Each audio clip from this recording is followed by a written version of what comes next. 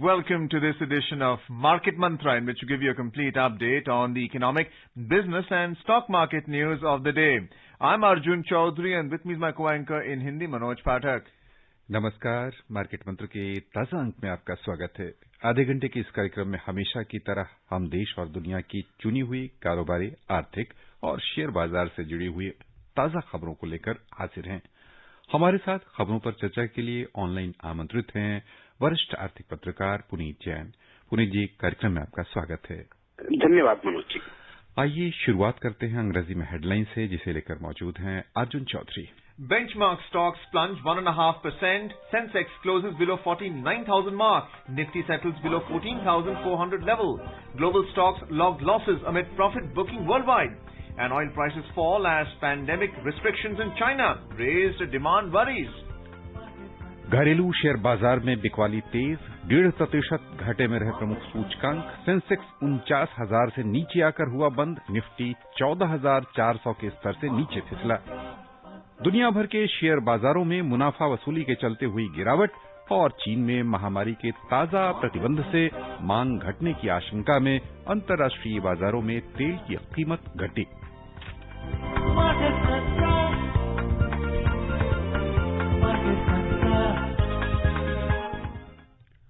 दुनिया भर के शेयर बाजारों में मुनाफा वसूली के बीच घरेलू शेयर बाजार आज 1.5% घाटे के साथ बंद हुए।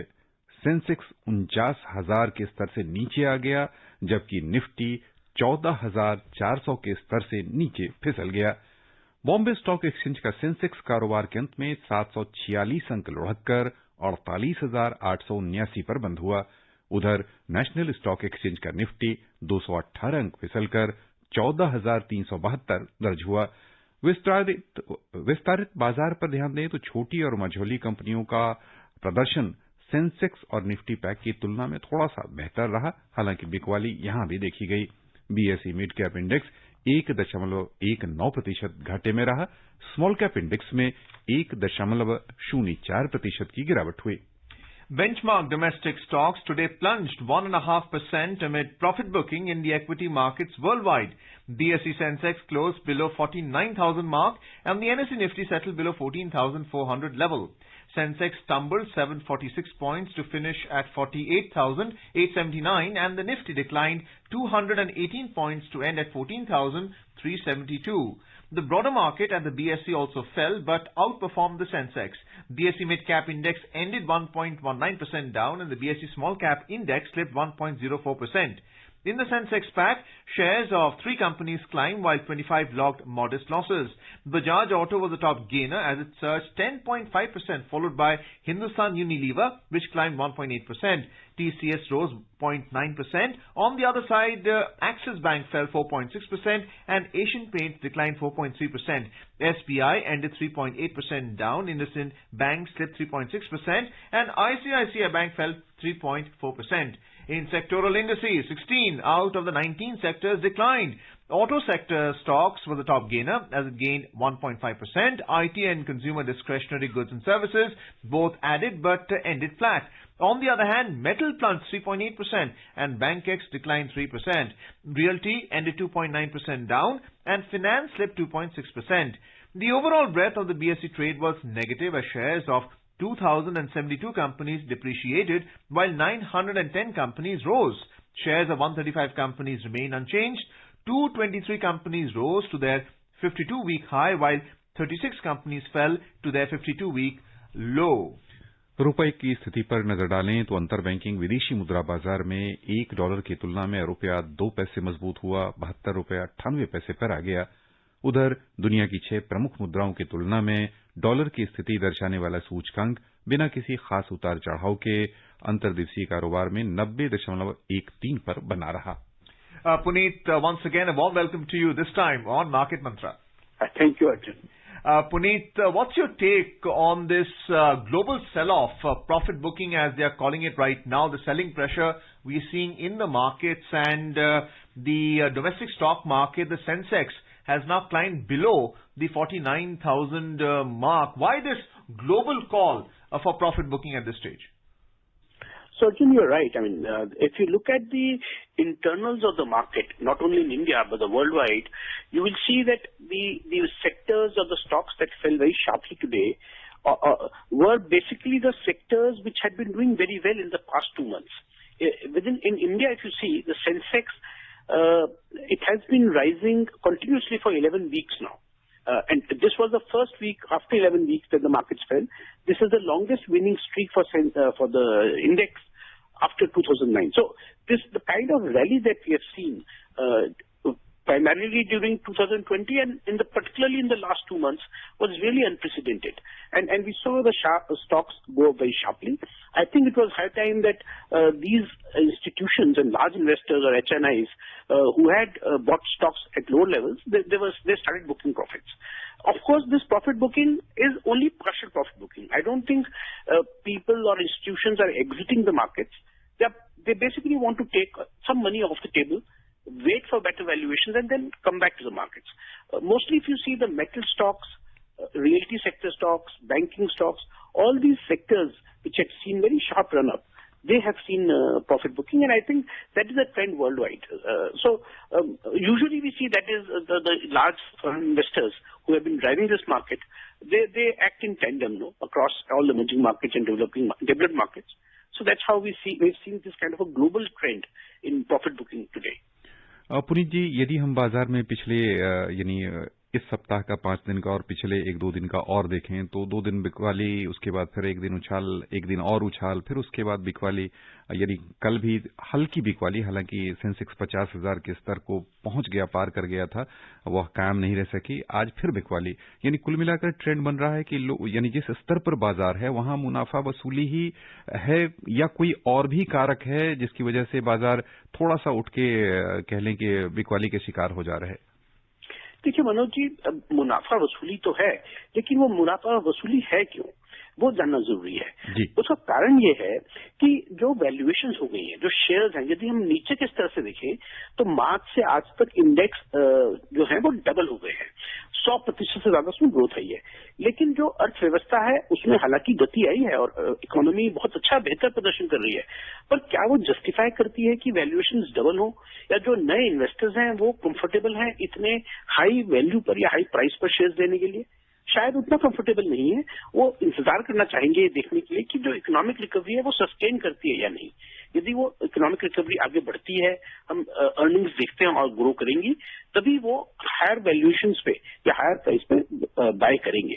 तो मुझे लगता है कि जो वैल्यूएशन, जो मार्केट है वो दे रैन अहेड ऑफ द फंडामेंटल्स, और काफी एक्सपेक्टेशन में या उम्मीद में प्राइसेस बढ़ गए थे। अब इन्वेस्टर्स थोड़ा सा प्रॉफिट बुक करके वो इंतजार करना चाहेंगे, और यदि ये up trend in economic activity ये चलता रहता है और कोविड को लेकर और लॉकडाउन को लेकर कोई नई चिंताएं सामने नहीं आती, तो मुझे लगता है कि वो दोबारा से फ्रेश इन्वेस्टमेंट करेंगे। पर शायद ये जो कंसोलिडेशन का फेज है या प्रॉफिट बुकिंग का फेज है, ये अगले 1 महीने या 2 महीने, ये मुझे ऐसा लगता है कि ये बरकरार रहेगा। Puneet, for our listeners, the immediate concern is not only the fourth quarter, but next week as well. You spoke about how there has been profit booking globally in all the markets. Will there be short covering immediately, which will push the markets up? You also spoke about the earnings report and fundamentals, how important they are in terms of the buying interest of HNIs. They look at price to earnings ratio, earnings per share, some of the fundamental indicators. So how do you see Reliance Industries' third quarter earnings impacting the market next week? As soon as it's published, it becomes public knowledge. So Reliance Industries, of course, is the heaviest weighted stock in the index. So whichever way it moves, whether it goes up or goes down, it exerts some significant influence on the markets. Having said that, I think Reliance Industries has already run up a lot again, and in the last 2-3 months, Reliance Industries actually has been consolidating. If you see, the stock has not moved much in last 2 months, despite the fact that markets went significantly higher. So I think Reliance is already in a consolidation mode. And irrespective of the results, unless results are really out of line with market expectations, I don't expect much movement in Reliance Industries stock.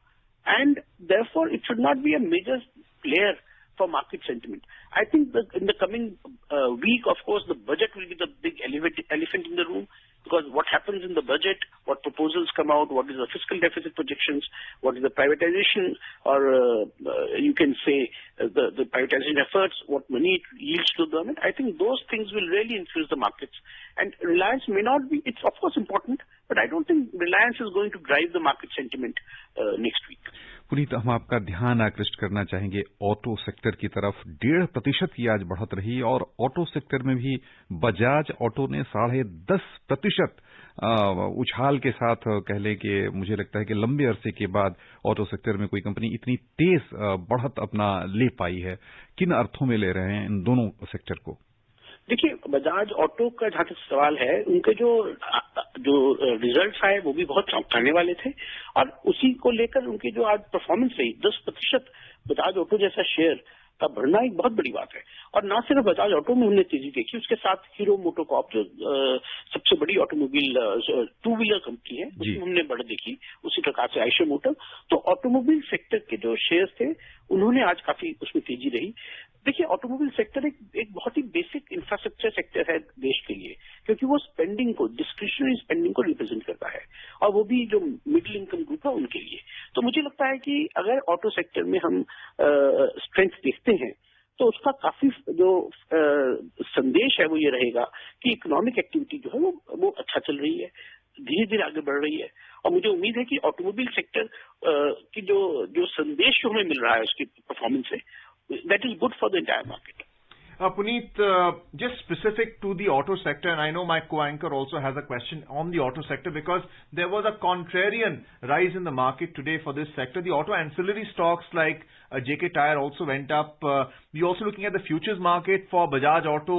Again, a long build-up there, so the expectation that the stock will remain high, but we can't be stock specific. If you look at the sector itself, is it something to do with electric vehicles and the technology, so that there is rapid charge of the battery technology, so that EVs become more viable? Is that going to be introduced in the market soon? Is that the optimism really driving the high valuations? So Arjun, I think there are a lot of expectations from the EV market, but still if you see, it has not made any significant penetration in the markets. So whatever optimism we are looking at the two-wheeler segment is primarily from the traditional petrol-driven vehicles.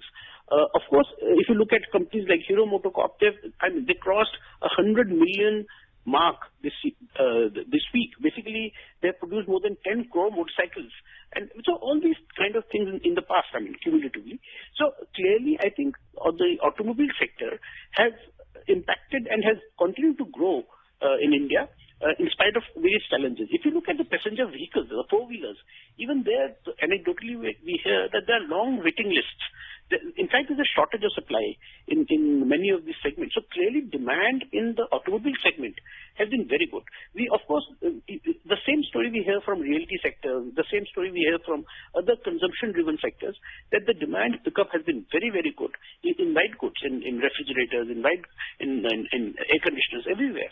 So clearly, I think the broader message is that the economy is back on a very steady growth path. Even Reserve Bank of India has said that. And the stocks, of course, will go up and go down based on expectations and based on where the markets are going. But I think the broader message is that the economy, the fundamentals of the economy, they appear to be quite sound at the moment.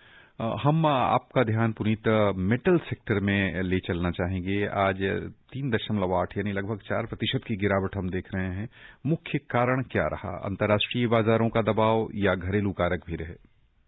देखिए, आज मुख्य कारण तो profit booking ही मैं कहूंगा जो रहा, क्योंकि ये स्टॉक्स, मेटल स्टॉक्स जो हैं, बड़े मेटल स्टॉक्स जो हैं, वो मनोज जी नीचे अपने जो निचले स्तर था वहां से डबल से ट्रिपल हो गए हैं पिछले 6 महीनों में। तो डेफिनेटली एक नेचुरल एक्सपेक्टेशन है कि कुछ प्रॉफिट बुकिंग रहेगी। हालांकि 2 स्टील कंपनीज ने पिछले 2 दिन में अपने रिजल्ट्स अनाउंस किए, और दोनों ही बहुत चौंकाने वाले।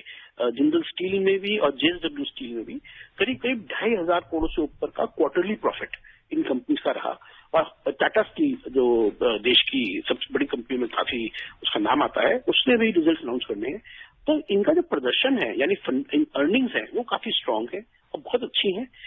पर डेफिनेटली इस एक्सपेक्टेशन में प्राइसेस काफी बढ़ गए थे इनके स्टॉक्स के, वहां प्रॉफिट बुकिंग हुई है, थोड़ा सा हम कंसोलिडेशन देख रहे हैं, थोड़ा प्रॉफिट बुकिंग देख रहे हैं। पर मुझे उम्मीद है कि आने वाले समय में अगर उनका प्रदर्शन, फाइनेंशियल परफॉर्मेंस अच्छी रहती है तो कोई बहुत ज्यादा गिरावट नहीं होनी चाहिए शेयर्स में। Puneet, if you look at the banking index, private banks, finance, and your public sector banks, they fell by 3% in the markets today. Of course, profit booking being the main factor. But if you look at the data over the past 1 year, they have been the underperformers, going up by as much as 6 to 10% as compared to maybe the IT index, which went up by as much as 74%. What's the outlook for banking, and how important is a budget announcement for those who are holding banking stocks? So, Arvind, you're right. I mean, banking sector stocks have been a very significant underperformer in this market. But before the pandemic, we had seen financial sector stocks or banking stocks outperforming the markets. From the peak, they fell, and now when the banking stocks came up, they did not come up to the previous levels. They barely came back to pre-pandemic levels. And again, we've seen a profit booking today. So, of course, there are concerns that the kind of financial stress that has been caused by the lockdowns, that might result in more NPAs for banking sector. And investors are somewhat cautious. I'm not saying that pessimistic. I'm not saying that they feel that there will be a lot of problems. But investors would like to wait and watch how financial sector actually performs post revival of the economy. And will these banks and NBFCs be able to come back to the earlier level of activity? PSU banks, of course, they have fallen much more and they have not recovered to the previous levels. They're still struggling with slight recoveries. So my own expectation is that financial sector is still dealing with many of these issues about non-performing assets and credit stress and slow recoveries.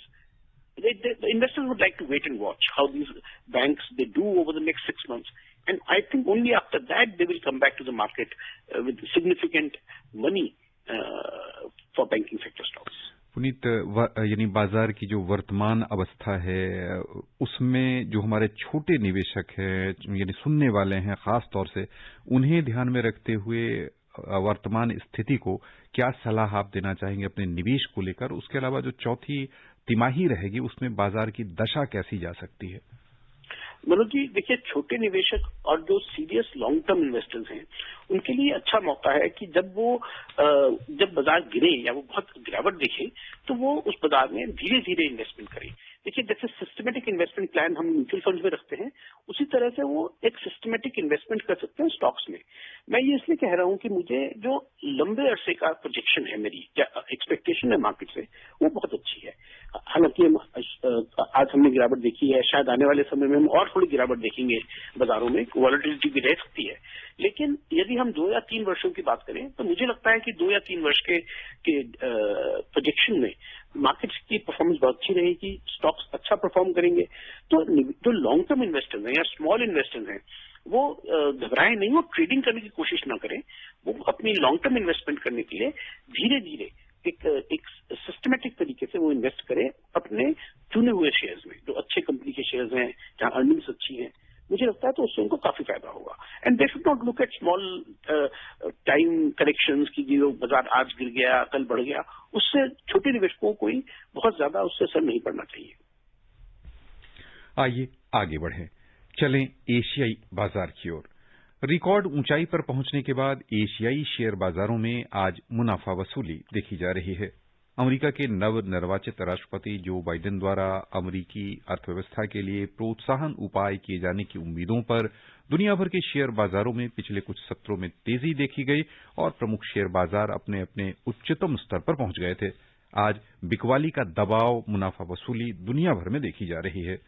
एशियाई बाजार पर ध्यान दें तो बिकवाली के दबाव में हांगकांग का हिंगसेंग सूचकांक 1.6% घाटे के साथ बंद हुआ। सिंगापुर के स्ट्रेट्स टाइम्स इंडेक्स में 0.9% की गिरावट हुई। दक्षिण कोरिया का कोस्पी 0.6% नीचे आ गया। चीन का शंघाई कंपोजिट इंडेक्स और जापान का निक्की 225 दोनों सूचकांक 0.4% नुकसान में रहे। यूरोपीय बाजारों की ओर चलें तो अंतर्दिवसीय कारोबार में वहां भी मुनाफा वसूली दिखी जा रही थी। समाचार तैयार किए जाने तक लंदन का FTSE 100 0.9% नीचे चल रहा था। जर्मनी का डैक्स 0.8% घाटे में था। फ्रांस का CAC 40 1.3% नुकसान के साथ कारोबार कर रहा था। Moving on to the U.S. market, Dow Jones and S&P 500 indices ended flat but remained at record highs yesterday. Nasdaq logged gains of 0.5% as investors counted on more pandemic relief and speedy vaccine rollouts under the Biden administration to support the economy. Weakening labor market recovery data capped the gains of U.S. stocks.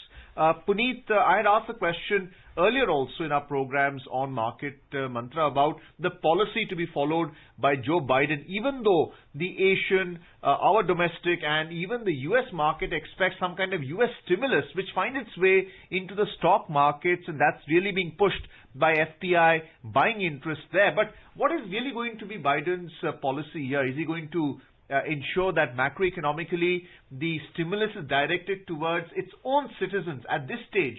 Or do you think that there would be surplus money available for investment in the stock markets again?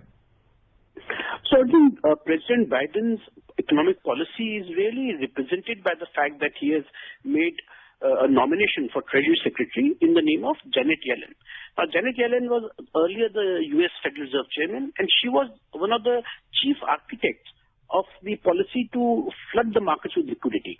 And I think the fact that she has been nominated to be the Treasury Secretary for U.S., it shows that Joe Biden would go for easy money policies as a policy of the U.S. government.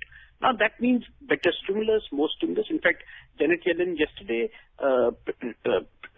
she appeared before the Senate committee and she argued for a $2 trillion stimulus package.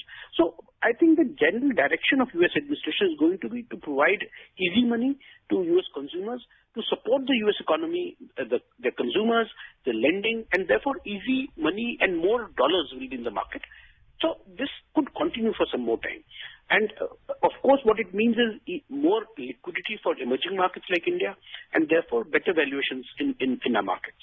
What about the US dollar valuation itself in the basket of currencies and its exchange rate with India? If there's going to be liquidity, as you say, it will devalue the dollar. It will help them when it comes to imports or exports, or how will it help them in terms of commodity prices and emerging markets for that matter? So US dollar, I think, it fundamentally is going to stay weak. We might see some bounce backs. It is around 90-91 right now, the dollar index, but it could potentially weaken to about 80-85 over the next 2-3 years. So because of the policies that the new administration is going to follow.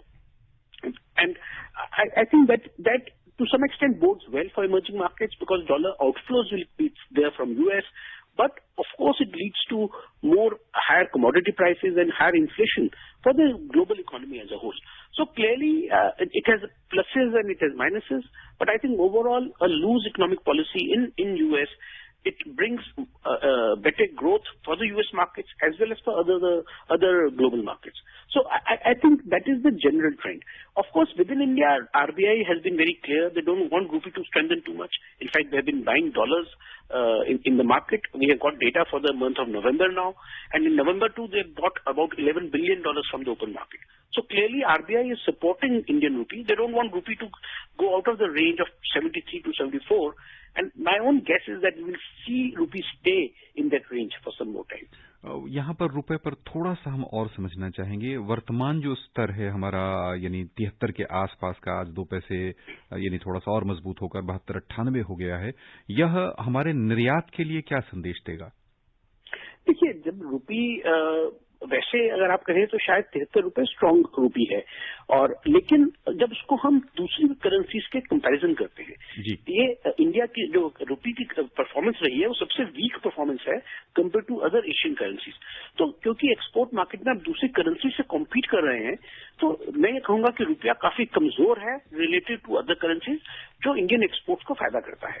तो उससे हमें फायदा होता है कि हमारे जो exporters है वो ज्यादा कॉम्पीट कर पाते हैं। तो definitely it has helped. And RBI ने मेरे ख्याल से ये सोचकर ही रूपी को जो कमजोर एक स्टेबल लेवल रखने की कोशिश करी है, वो यही कारण रहा होगा कि आरबीआई इसको मेंटेन करना चाह रहा है एट दिस लेवल। हालांकि दूसरी जो एशियन करेंसीज है वो सब अप्रिशिएट करी है काफी पिछले 2-3 महीनों में। Well, let's now have a look at the oil market in the commodity space. Oil prices today fell, retreating further from 11-month highs hit last week. It fell amid worries that new pandemic restrictions in China will curb fuel demand. In intraday trade, Brent crude prices were trading around $54.90 per barrel, while WTI crude prices were around $51.90 per barrel. Puneet, we have been reading about how the Saudi output cut has raised the price of crude oil in the market, but there are also other factors, especially the pandemic, with aviation turbine fuel sales coming down because air travel has become restricted. How do you see oil prices in which direction, especially with the way you speak about the dollar weakening in the near term? So Arjun, like most of the commodities, metals and other commodities, oil prices have also gone up really significantly. And in fact, the fundamentals of oil are very weak. We all know that they have been cutting output, they have been reducing supply of crude oil to support prices.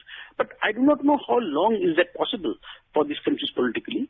In spite of that, the fact is that the crude oil prices, I think they are way ahead of the fundamentals, and eventually when production is raised and when economy kind of restores to its normalcy, I think oil prices will come down a little bit. My own sense is that oil is also behaving like a financial asset right now. Like you said, that if the dollar weakens, oil prices usually go higher, and that is what has been the reason behind oil prices going higher. But again, like other commodities, I think there could be profit booking and oil prices could come down potentially in the next couple of weeks. There is also reports that shale oil production has picked up because of a rise in global crude prices. So how do you are able to explain a rise in prices which increase production of shale oil, glutting the market and bringing down the price? So how do the two actually interact? So, Arjun, usually they are counter to, they behave in a counter manner to each other. But usually there's a lag time. If shale oil production goes up, then potentially after 4 weeks or 6 weeks, and that supply becomes available to the markets, only then prices come down. And that is one of the reasons I said that I think going forward in the next 2 to 3 months, we could see oil prices coming down because supplies are now likely to rise, which are outside the control of Saudi Arabia. Saudi Arabia so far was controlling only OPEC-related production. But non-OPEC production in US, that will start rising and bring down oil prices. And that's why I expect prices to come down in the next 2-3 months. आइए चलें सर्राफा बाजार। अंतर्राष्ट्रीय बाजारों में गिरावट के बीच घरेलू सर्राफा बाजार में भी आज सोने और चांदी की चमक फीकी दिखी है। मल्टी कमोडिटी एक्सचेंज में अंतर्दिवसीय कारोबार में सोने का मूल्य 500 रुपए घटकर 48,960 रुपए प्रति 10 ग्राम पर आ गया। चांदी 1,150 रुपए कम होकर 66,160 रुपए प्रति किलो रह गई। उधर न्यूयॉर्क मर्केंटाइल एक्सचेंज में सोने का मूल्य कम होकर $1,853.60 प्रति आउंस पर रहा। चांदी $85.40 प्रति आउंस के स्तर पर नीचे आकर कारोबार होती रही। बहुत संक्षेप में सोना चांदी अब किस दिशा में जाता दिख रहा, फिर से इसकी चमक तेज होने के आसार हैं या नहीं? मनोज, मुझे नहीं लगता कि सोने में कोई बहुत बड़ी तेजी हम देख सकते हैं यहाँ से, क्योंकि हायर इन्फ्लेशन प्राइसेस और डॉलर सप्लाई, ये सब factors already priced in gold में। तो मुझे लगता है कि गोल्ड के प्राइसेस जो है यही स्टेबल रहेंगे for some time to come. यानी आने वाले दिनों में सोना जहां है वहां पर टिका रह सकता है। मुझे ऐसा ही लगता है कि क्योंकि कोई कारण नहीं है आपकी गोल्ड में यहाँ बहुत ज्यादा तेजी हम यहाँ से देखें। जी, बस यहीं पर श्रोताओं की ओर से पुनीत हम आपको बहुत बहुत धन्यवाद देना चाहेंगे। धन्यवाद Manoj ji. And before we close, a reminder of the headlines. Benchmark stocks plunge 1.5%. Sensex closes below 49,000 mark. Nifty settles below 14,400 level. Global stocks logged losses amid profit booking worldwide. And oil prices fall as pandemic restrictions in China raise demand worries.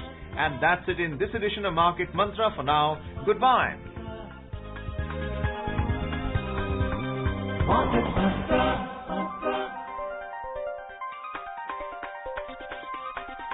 Market Mantra.